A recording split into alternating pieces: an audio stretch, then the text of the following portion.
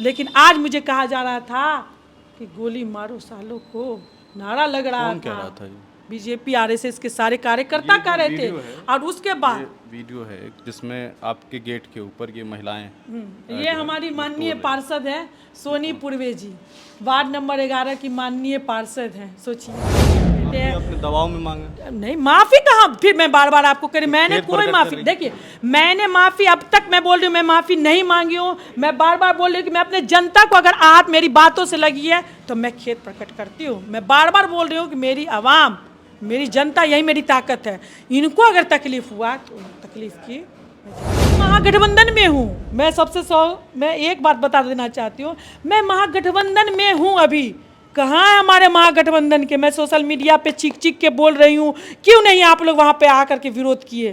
प्रशासन भी कह रही है, यानी कि अमित सर जो है डीएसपी, वो मुझे बोल रहे हैं कि आप सोशल मीडिया पे ही लिखिए, आप सोशल मीडिया पे ही लिखिए, ये लिखिए। मुझे एक तरह से जैसे छोटे बच्चों का, मैं हमेशा स्कूल में मैंने वर्क किया था तो ABCD क लिखा दी थी, उसी तरीके से मुझे बताया जा रहा था ये लिखिए। मैं सिर्फ सोच रही थी, हमारे राहुल जी के अकेले चले हैं मोहब्बत बांटने, अकेले संघर्ष कर रहे हैं हिंदुस्तान की भाईचारा लाने के लिए, पुराना वाला हिंदुस्तान लाने के लिए। हम कहाँ पे रुक गए, हमसे कहाँ पे कमी हो गई? मुझे ये तकलीफ़ हो रहा था कि मैं एक कांग्रेस कार्यकर्ता होकर के भी मैं अपने आप को आज असहाय महसूस कर रही हूँ। प्रशासन के प्रेशर में आकर के मैंने जनता से खेद प्रकट किया है। मैंने जनता को कहा, मैंने एक अल्फाज अभी भी बोलती हूँ, जिसकी नगरी वही चलाए।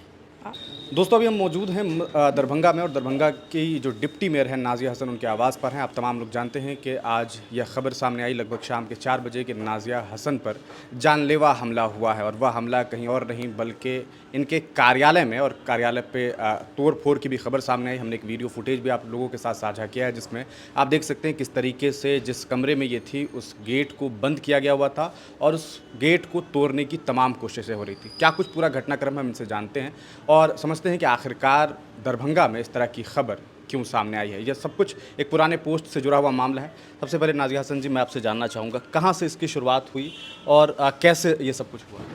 सबसे पहले तो मैं बता दूं कि ये बाबा भीमराव अंबेडकर का लाया हुआ हमारा संविधान, सबसे पहले तो सब स्वतंत्र है, आज के देश में सब स्वतंत्र है, सब आज़ाद है अपनी अपनी विचार रखने के लिए, अपनी बात रखने के लिए। मैंने लगभग 3 दिन पहले सोशल मीडिया प्लेटफॉर्म पे अपनी कुछ विचार रखे थे, वहाँ पे रखे थे तो मुझे निगेटिव पॉजिटिव हमेशा सुनने को मिलते रहते हैं।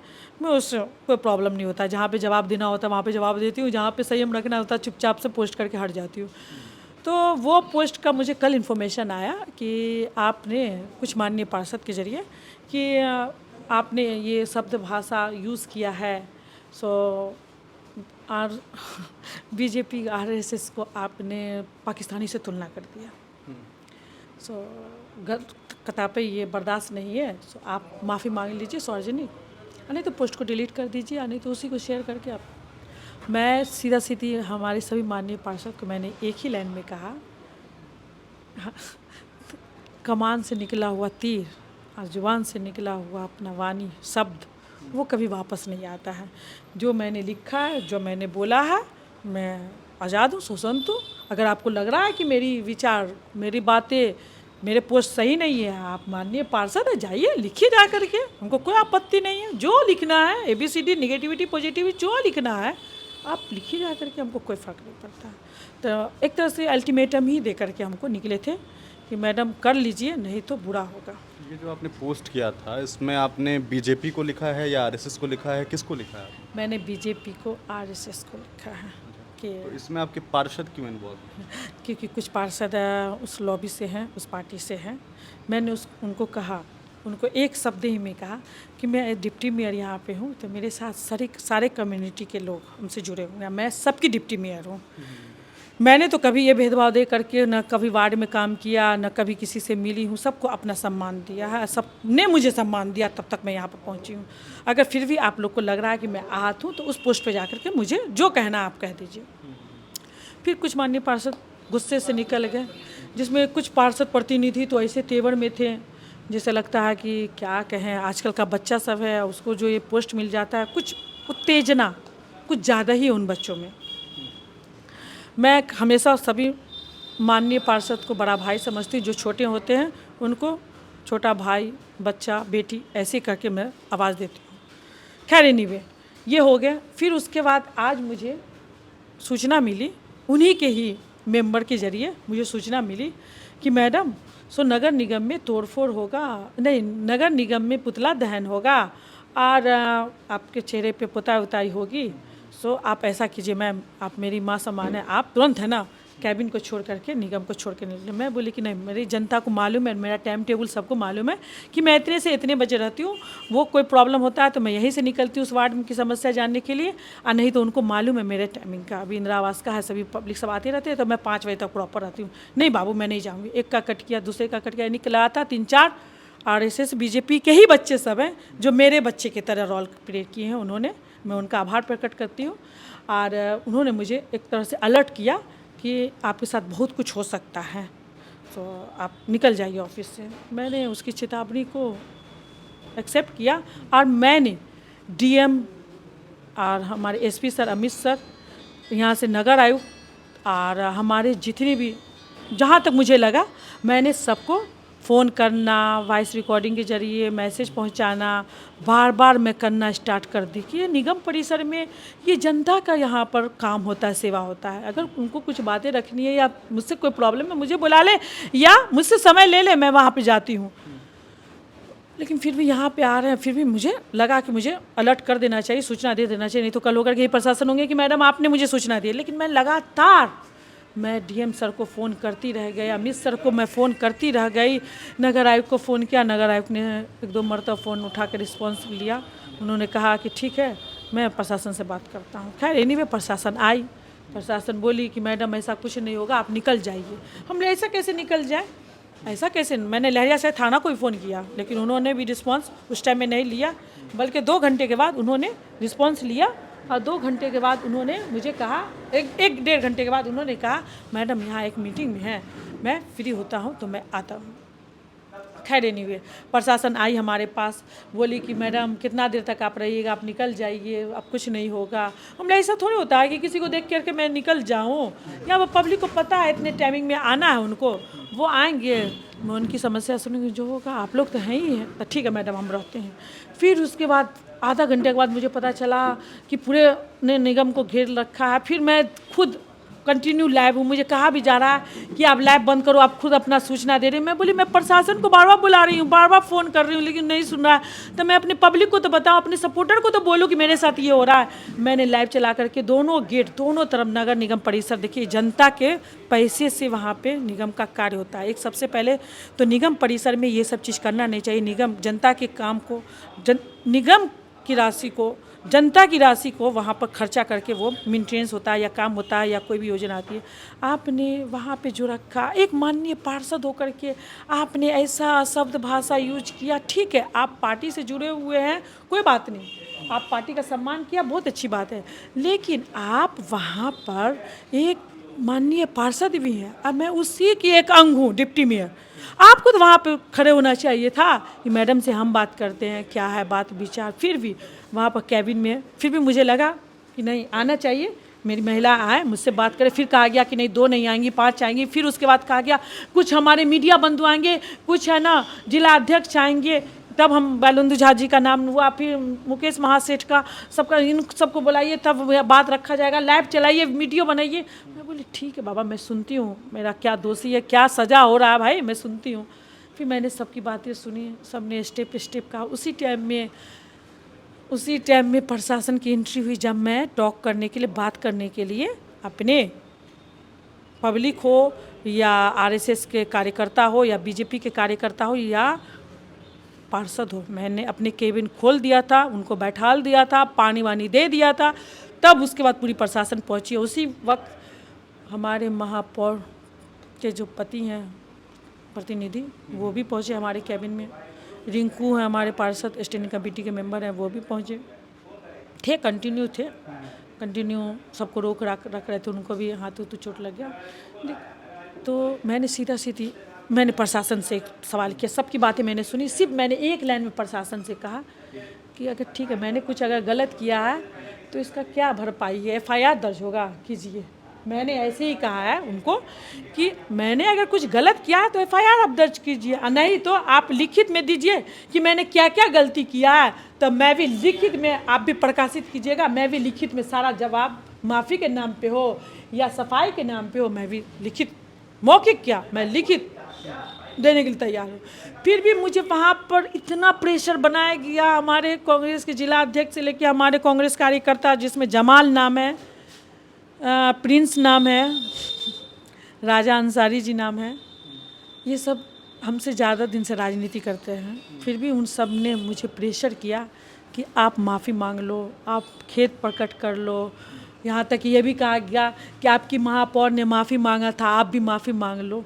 फिर भी मुझे कहा गया ठीक है, आप सोशल मीडिया पे, प्रशासन भी कह रही है, यानी कि अमित सर जो है DSP, वो मुझे बोल रहे हैं कि आप सोशल मीडिया पे ही लिखिए, आप सोशल मीडिया पे ही लिखिए, ये लिखिए। मुझे एक तरह से जैसे छोटे बच्चों का, मैं हमेशा स्कूल में मैंने वर्क किया था तो ABCD क ख लिखाती थी, उसी तरीके से मुझे बताया जा रहा था ये लिखिए। मैं सिर्फ सोच रही थी हमारे राहुल जी के अकेले चले हैं मोहब्बत बांटने, अकेले संघर्ष कर रहे हैं हिंदुस्तान के भाईचारा लाने के लिए, पुराना वाला हिंदुस्तान लाने के लिए। हम कहाँ पे रुक गए, हमसे कहाँ पे कमी हो गई। मुझे ये तकलीफ़ हो रहा था कि मैं एक कांग्रेस कार्यकर्ता हो करके भी मैं अपने आप को आज असहाय महसूस कर रही हूँ।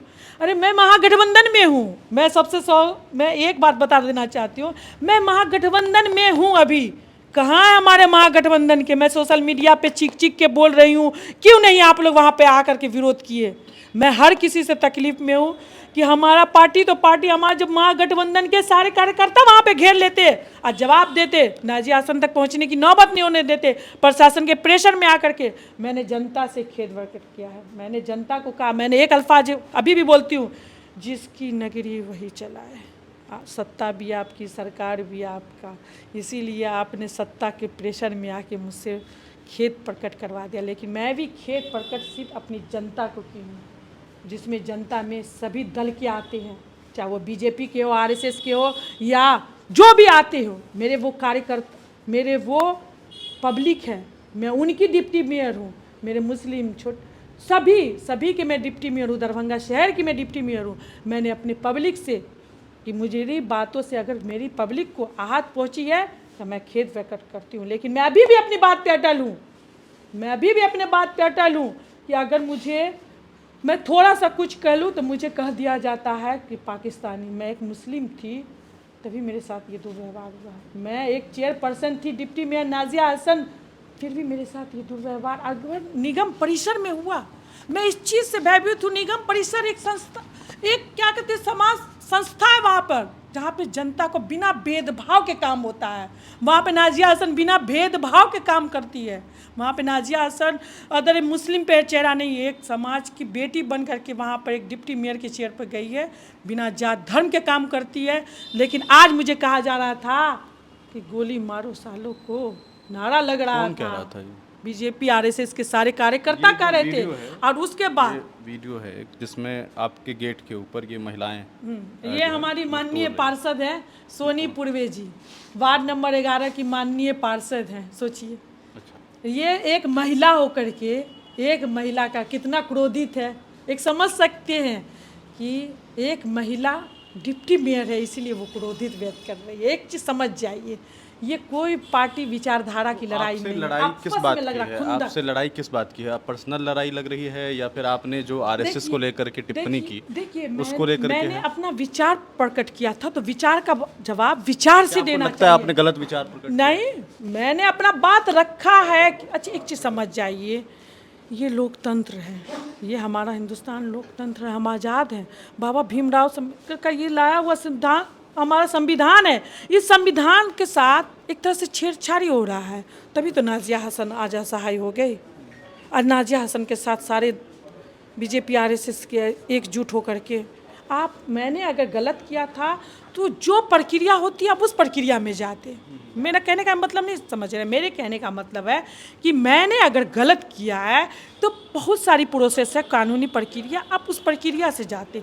ये पुतला दहन ये भी बाहर आप करते, जो करना था आपको, लेकिन एक निगम परिसर में आकर के एक मेरे चैम्बर को इस तरीके से, आप वीडियो में देख रहे होंगे किस तरीके से खुंदक होकर के, पार्षद होकर के वो तोड़ फोड़ कर रही हैं अपने, वो क्या कहते हैं, मेंबर के साथ। टूट जाता उस वक्त ऐसा वो तो कहे ना कि एक तरह से खेत प्रकट कर करके पब्लिक से मैंने खेत प्रकट किया, अपनी जनता से अगर आहत हुई है माफ,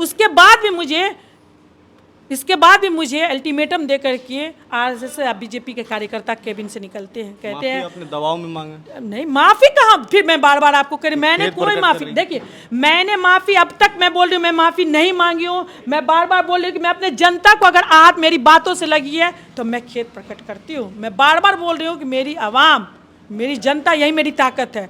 इनको अगर तकलीफ हुआ तो तकलीफ की मैं जिम्मेदार हूँ, मैं तय दिल से मैं। आगे क्या स्टेप होगा आपका? देखिए सबसे पहले तो कांग्रेस ने आपका स्टैंड लिया, वो तो सबको पता है कि कांग्रेस ने क्या स्टैंड लिया है। अब उसके बाद मैं स्टैंड ले रही हूँ, उसके बाद मेरे महागठबंधन क्या स्टैंड लेते हैं, मैं महागठबंधन में हूँ, उसके बाद महागठबंधन क्या स्टैंड लेते हैं वो अब उन लोग को सोचना। अगला स्टेप होगा? मेरा स्टेटमेंट है कि जिनका भी नाम आया है अभी मैंने पहचाना है, जिसमें सोनीपुर में माननीय पार्षद जी हैं हमारी वार्ड नंबर 11 की, मुकेश महासेठ है वार्ड नंबर 12 के, बैलुंदू झा जी हैं जो जिला अध्यक्ष हमारे प्रतिबंधी रहे हुए हैं कुछ वोटों से, हाँ बीजेपी के हैं, और गुलशन चौधरी जी हैं, सुजीत है, अविनाश वार्ड नंबर 40 का प्रतिनिधि है, ठीक है, और क्या कहते हैं संगीत साहू हैं वार्ड नंबर 28 के हैं, आदित्य नारायण मन्ना जी हैं, संगीत शाह, हाँ संगीत शाह है, नरेश कुमार है निराला जी,